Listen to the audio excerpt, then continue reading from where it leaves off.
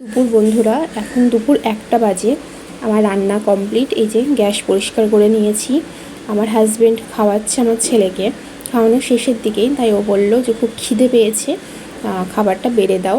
দুপুর 1টা বেজে গেছে, যেহেতু খিদে পাওয়ারই কথা। ও ভারী টিফিন করেনি আজকে, তাই মেন ডিশটা দেখাবো না, লাস্টেই দেখাবো। এটা আমার হাতে আমার হাজব্যান্ডের খুব ফেভারিট, তাই ও পরে দেখাচ্ছি কি রান্না করেছি। এখন এখানে আছে সাদা ভাত, এটা গরমই আছে এখন, আর করেছি কাঁচকলা ভাজা।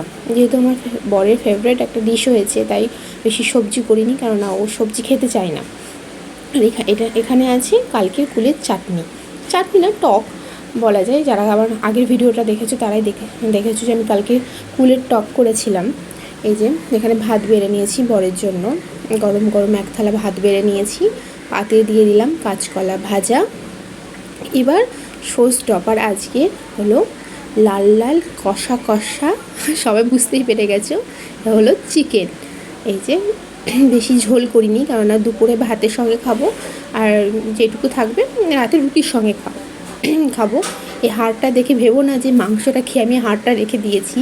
হাড়টা আসলে একটু চিকেন, 1 কেজি চিকেন দিয়েছিলাম আমার ছেলের খাবারে সিদ্ধর জন্য। সিদ্ধ চিকেনটুকু নিয়ে হাড়টা আমি রেখে দিয়েছি এখানে, তখন ফেলার সময় হয়নি, তো এখন ফেলে দিলাম।